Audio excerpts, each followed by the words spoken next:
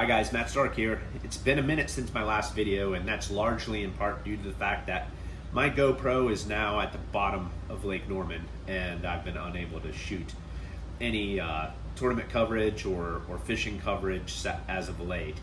So I'm using my iPhone right now, and hopefully the video turns out okay. I want to go ahead and do something a little different, and today I am just going to showcase a rod that I felt like deserved a shout out. Now, I'm not sponsored by this company, and I actually have currently no affiliation with any rod or reel manufacturer. In fact, a majority of my rods are from a different manufacturer here. But I was in a pinch and I needed a replacement. And I went into Academy and I picked up the Daiwa Procyon, and this is their 7-foot medium heavy action. The Procyon doesn't have a lot of fishing specific actions.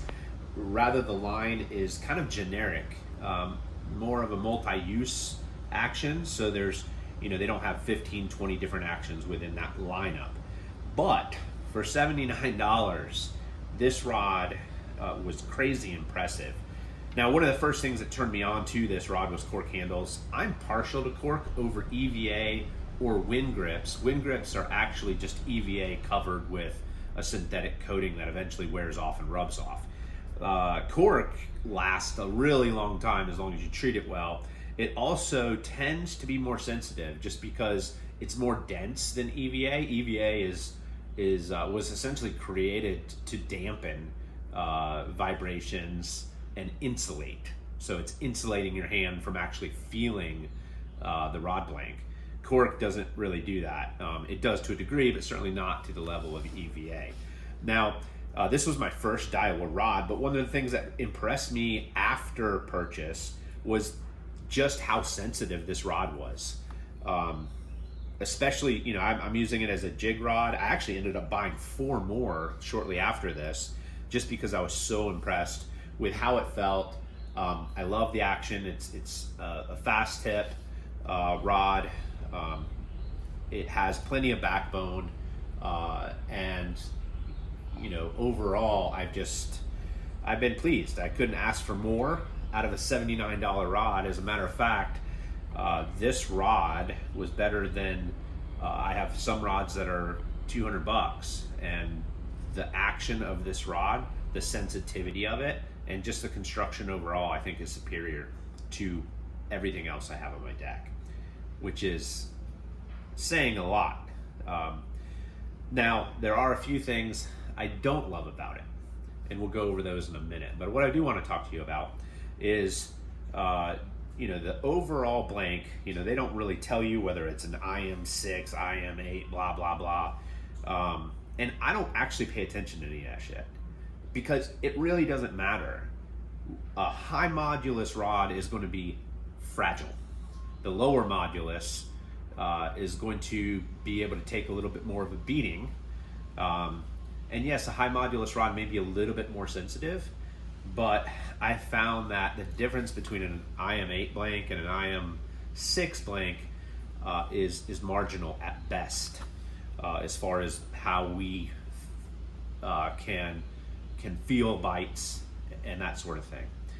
What I have found is the higher the modulus rods, if you drop it and it hits the rail of your boat, chances are in your next hook set, you're snapping that rod. And that's just the reality of expensive fishing rods as they are. They do tend to be fragile. I don't care who the manufacturer is. Now, these guides are kind of traditional, but they're definitely lower, smaller in nature, especially when you get up here, past your stripping guides. They're very low profile and very close to the blank. And I also found that they're incredibly rigid. Like, these things aren't bending back and forth. And I've got plenty of rods that it's fairly easy to smash the guides down flat or torque them in any way, shape, in one direction or another. These things are really sturdy. They are flanged, it appears, on both sides, so you're less likely to lose a guide, particularly like guide tip, if you're working, a bait out of a rock. Now, that's no guarantee, because guide inserts do break from time to time, but I've been working with these rods now for 6 months, give or take, and I have not had any issues, and I can't say that about some other rods that I have. So, you know, overall, I'm just super impressed. The reel seat, super secure. The knob that's used to tighten the reel down stays locked down. It doesn't back out like some plastic ones will do.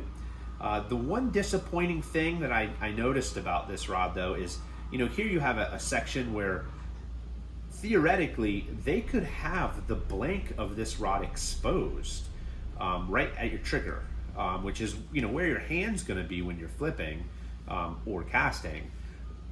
That point of contact would be a great opportunity to even increase the sensitivity more. Now, this rod doesn't really need to increase its sensitivity at all, but that would have been a great opportunity, and it's not there. They've just got a kind of a plastic piece right there that kind of molds around the blank itself. So that's one thing that I would have loved to have seen them change. And then my big gripe about this rod, and honestly, it's the only one that really warrants a change, is this bait keeper is in a ridiculous spot. And the reason I say that is because when you're flipping, especially if you let this, you know, your jig or bait fall on slack line, it tends to catch here a lot. And you know, that's, if you're aware of it, it's fine, but definitely if you're not, it can be problematic. So, you know, I don't know who did the designing there, but they could easily have moved it to the front here at the top, or put something back here. Either one would have been better than on the side there, where it is inherently going to get hung on your line. Aside from that, for 79 bucks, I mean, this thing, I've got no complaints other than that keeper. It is a phenomenal rod. Again, I bought 4 more of these simply because I loved them so much. I bought the spinning rod version.